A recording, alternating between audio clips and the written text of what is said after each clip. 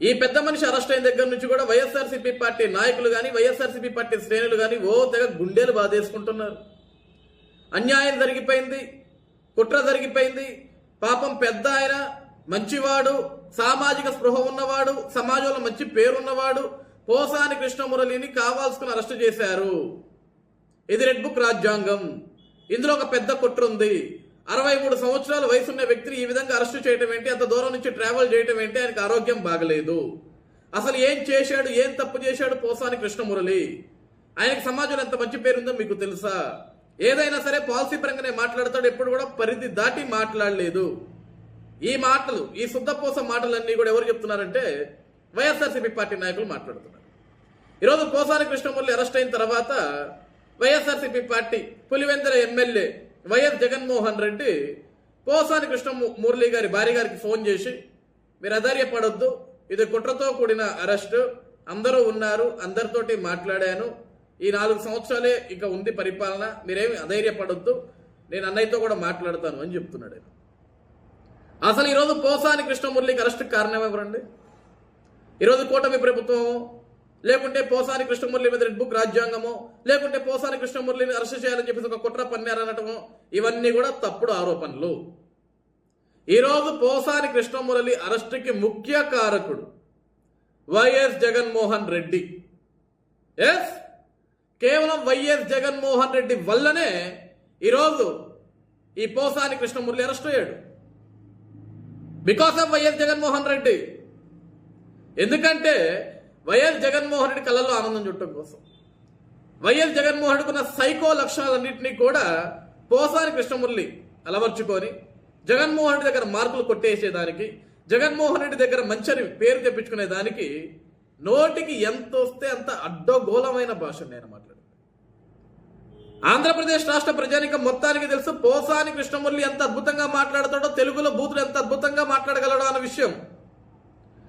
మొట్టమొదటి రోజే పోసాని కృష్ణమురళి మీడియా ముందుకు వచ్చి అమ్మ ఆలి బూతులు మాట్లాడుతున్న రోజే వైఎస్ జగన్మోహన్ రెడ్డి ఎడంకాలు చెప్పిచ్చి కొట్టి, స్పృహలో ఉండి మాట్లాడుతున్నావు లేకుండా మాట్లాడుతున్నావా నువ్వు?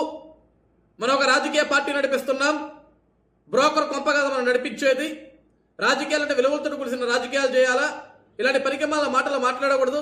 పోసాని కృష్ణమురళి గారు, మీరు పెద్దవాళ్ళు, వయసులో పెద్దవాళ్ళు, బాధ్యతగా మాట్లాడాలా, ఇంకో నలుగురికి మంచని చెప్పాలా, అంతేగాని మీరు ఈ విధంగా బూతులు మాట్లాడటం ఏంటండి? మన గురించి కానీ మన పార్టీ గురించి కానీ ప్రజలు ఏమనుకుంటారండి, ఈ సమాజం ఏమనుకుంటుందని, మన కుటుంబ సభ్యులు ఏమనుకుంటారండి అని చెప్పేసి గడ్డి పెట్టాల్సింది పోయి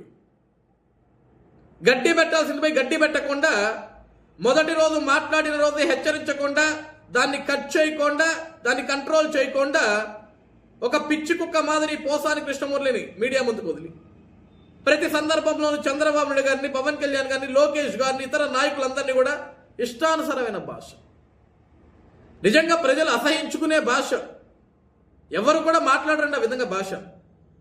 నిజంగా తల్లి కడుపులో నుంచి బయటకు వచ్చిన వాడు ఎవడు కూడా అటువంటి భాష మాట్లాడాలంటే సిగ్గుతోటి తలదించుకుంటాడు. ఈ పోసాని కృష్ణమురళికి జన్మనిచ్చినందుకు వాళ్ళ కన్న తల్లి ఎన్నిసార్లు కన్నీరు పెట్టుంటుందో, ఇటువంటి పనికి మాలినోడికి, ఇటువంటి ఒక దౌర్భాగ్యుడికి నేను జన్మనిచ్చారా, వీడి వల్ల ఈ రాష్ట్రంలో, ఈ దేశంలో ఎంతమంది ప్రజానికం నన్ను తిట్టుకుంటున్నారని చెప్పేసి ఆ తల్లి ఎంత ఆవేదనకు గురై ఉంటుంది. దీనికి కారణం వైఎస్ జగన్మోహన్ రెడ్డి కాదా? ఈరోజు వైఎస్ఆర్సీపీ పార్టీ నాయకులందరూ కూడా మీడియాల ముందుకు వచ్చి కుట్ర జరిగిపోయింది, ఇది రెడ్ బుక్ రాజ్యాంగం. ఎక్కడ రెడ్ బుక్ రాజ్యాంగం? అసలేంటి రెడ్ బుక్ రాజ్యాంగం అంటే? ఈరోజు పోసాని కృష్ణమురళి ఎందుకు అరెస్ట్ చేశారండి? ఈ రాష్ట్రం కోసం ఏమైనా పోరాడా? ప్రజల సమస్యల కోసం ఏమైనా పోరాడా? ప్రజల కోసం పోరాడుతుంటే, ప్రజల కోసం గలాన్ని విప్పితే, ప్రజల కోసం అడుగులు ముందుకు వేస్తుంటే పోసాని కృష్ణమురళిని అడ్డుకొని అరెస్ట్ చేసి తీసుకొచ్చారా? వాడు మాట్లాడిన భాష ఏంటి? ఆ భాష మీకు ఎవరికి వినపడలేదా? ఈరోజు మీ ఇంట్లో మీ అందరినీ, మీ కుటుంబ సభ్యులందరినీ, ఈ రోజు ఎవరైతే వైఎస్ఆర్సీపీ పార్టీ నాయకులు వచ్చి పోసాని కృష్ణమురళికి సపోర్ట్ గా మాట్లాడుతున్నారో మీ అందరి గురించి కూడా అదే విధంగా పోసాని కృష్ణమురళి ఈ విధంగా షర్ట్ అనుకుంటూ, కాలర్ పైకి వేసుకుంటూ మిమ్మల్ని అమ్మ ఆలి బూతులు మాట్లాడితే, షబాష్ బాగా మాట్లాడావు పోసాని అని చెప్పేసి క్లాప్స్ కట్టుకొని భుజాన చేతులేసి వాటేసుకుంటారా మీరు వాడిని? సిగ్గు సెరవ లేకుండా ఇంకా మీడియాల ముందుకు వచ్చి ఇది కుట్ర అని మాట్లాడుతున్నారు, ఇది రెడ్ బుక్ రాజ్యాంగం అని మాట్లాడుతున్నారు. ఒకప్పుడు మీరే అన్నారు అసలు రెడ్ బుక్ లేదు, బ్లూ బుక్ లేదు, వైట్ బుక్ లేదు, బ్లాక్ బుక్ లేదు, ఈ తొక్కలో పుస్తకాలకు ఎవడు భయపడతారని మీరు మాట్లాడారు. మరి భయపడని మీరు, తొక్కలో పుస్తకం అన్న మీరు ఎందుకు ఈ రోజు ఉదయం లేచిన దగ్గర నుంచి పడుకునే వరకు మాట్లాడితే red book red book red book red book పేరు ఉంటేనే కార్ చేస్తున్నారు. రెడ్ బుక్ పేరు వింటేనే మీరే మాట్లాడుకుంటున్నారు, మీరే పలుకుతున్నారు. కనీసం ఎర్ర కలర్లో మీ కళ్ళకి ఏదైనా కనపడితే చాలు తడిపేసుకుంటున్నారు. మీరు తప్పులు చేయడం ఎందుకు, భయపడటం ఎందుకు, తడిపేసుకోవటం ఎందుకు మాస్టారు? తప్పుడు పనులు చేయడం ఎందుకు, తప్పుడు మాటలు మాట్లాడటం ఎందుకు? ఈశ్వరుడు నోరిచ్చాడు కదా అని చెప్పేసి ఇష్టానుసారంగా మాట్లాడతారా? మాట్లాడే ముందు వెనక ముందు ఆలోచించుకోరా మీరంతా? ఏం జగన్మోహన్ రెడ్డి గారు, నీకన్నా సిగ్గు సెర ఉండద్దా? ఆ రోజు మీ నాయకులు ఇష్టానుసారంగా పేలిపోతుంటే ఒక గౌరవ ముఖ్యమంత్రి హోదాలో ఉన్నప్పుడు నువ్వు చెప్పు తీసుకొట్టకుండా ఎంజాయ్ చేశావు, సరదా పడ్డావు, పైశాచిక ఆనందాన్ని వ్యక్తపరిచావు. చంద్రబాబు నాయుడు కంటనీరు పెట్టాడు, పవన్ కళ్యాణ్ రోడ్డు మీద పడుకున్నాడు, నారా లోకేష్ హేళనకు గురయ్యాడు. వీళ్ళందరినీ మేము అవమానిస్తున్నాం, ఇది కదా నాకు కావాల్సింది అన్నట్లుగా ఒక పైశాచిక పరిపాలన చేశావు నువ్వు. నీ పైశాచికత్వానికి బలవుతున్నారు వీళ్ళంతా. ఇది వాస్తవం కాదా? ఏం జగన్మోహన్ రెడ్డి, ఇది వాస్తవం కాదా? ఈరోజు వైఎస్ఆర్సీపీ పార్టీలో ప్రతి ఒక్క నాయకుడు అరెస్ట్ అవుతున్నాడంటే దానికి ముఖ్య ఉద్దేశం వైఎస్ జగన్మోహన్ రెడ్డి మాత్రమే. ఎందుకంటే అతను చేసే అవినీతిలో వీళ్ళకి వాటా ఉంది, అతను మాట్లాడించిన బూతుల్లో వీళ్ళకి వాటా ఉంది, అతను చేసిన పైశాచిక పరిపాలనలో వీళ్ళకి వాటా ఉంది, అతను చేసిన దాష్టికాలు వీళ్ళకి వాటా ఉంది. కాబట్టి వైసీపీలో చిన్న స్థాయి కార్యకర్త నుంచి పెద్ద స్థాయి నాయకుడి దాకా ఎవరు అరెస్ట్ అయినా సరే దానికి కారణం వైఎస్ జగన్మోహన్ రెడ్డి. దానికి రెడ్ బుక్ రాజ్యాంగానికి దానికి రెడ్ బుక్ ఎటువంటి సంబంధం లేదు. అసలు రెడ్ బుక్ రాజ్యాంగం ఏంటా మీరు మాట్లాడేది? ఆంధ్రప్రదేశ్ రాష్ట్రంలో ఈ కూటమి ప్రభుత్వంలో ఈ 9 నెలల పరిపాలన నడుస్తుంది ఏకైక రాజ్యాంగం డాక్టర్ బాబా సాహెబ్ అంబేద్కర్ రచించిన రాజ్యాంగం. ఎక్కడా దాడులు లేవు, అక్రమారస్తులు లేవు, అర్ధరాత్రులు తలుపులు బద్దలు కొట్టడాలు లేవు, కిడ్నాపులు లేవు, దొమ్మిలు లేవు, మానభంగాలు లేవు, రేపులు లేవు. ఈరోజు రోడ్డు మీదకి వచ్చి రైతాంగం ధర్నాలు చేసింది లేదు, రాష్ట్రం కోసం రాజధాని కోసం పోరాటాలు లేవు. 9 నెలలుగా ఆంధ్రప్రదేశ్ రాష్ట్రం ప్రశాంతంగా ఉంది, ప్రజలు ప్రశాంతంగా బ్రతుకుతున్నారు. ఈరోజు వల్లభనేని వంశీని అరెస్ట్ చేసిన, బోరుగొడ్డ అనిల్ అరెస్ట్ చేసిన, నందిగం సురేష్ అరెస్ట్ చేసిన, ఈ మెంటల్ పోసాని కృష్ణమురళిని అరెస్ట్ చేసినా సరే ప్రజలెవరు కూడా బయటకు వచ్చి మాట్లాడట్లేదు, ఎవరు కూడా ధర్నాలు చేయట్లేదు, ఎవరు కూడా ఇది తప్పని మాట్లాడట్లేదు. కేవలం వైఎస్ఆర్సీపీ పార్టీ నాయకులు శ్రేణులు తప్ప. ఎందుకు ప్రజలు స్పందించట్లేదంటే, ఎందుకు ప్రజలు మాట్లాడట్లేదంటే వీళ్ళు వెదవలన్న సంగతి ప్రజలకు తెలుసు. గతంలో వీళ్ళు ఏ విధంగా రెచ్చిపోయారన్న సంగతి ప్రజలకు తెలుసు. ఎంత క్రూరమైన భాష మాట్లాడారో ప్రజలందరికీ తెలుసు, ఎంత క్రూరంగా ప్రవర్తించారో ప్రజలందరికీ తెలుసు. కాబట్టి ఈ రోజు ప్రజల్లో ఎవరికి కూడా వీళ్ళ మీద సానుభూతి లేదు. ఇక సిగ్గు సెలవు లేకుండా మీరందరూ మీడియా ముందుకు వచ్చి ఇది కుట్రా, ఇది కుట్రా, ఇది కుట్రా అంటే దేనికి కుట్రా? అతను మాట్లాడిన భాష పరమాన్నమైన భాషన, పద్ధతైన భాషన? మీ ఇంట్లో మీ ఆడవాళ్ళని అదే విధంగా మాట్లాడితే, మీ గురించి అదే విధంగా మాట్లాడితే మీరు ఒప్పుకుంటారా? ఏం జగన్మోహన్ రెడ్డి సమాధానం చెప్పావా? నువ్వు మౌనంగా కూర్చుంటావా?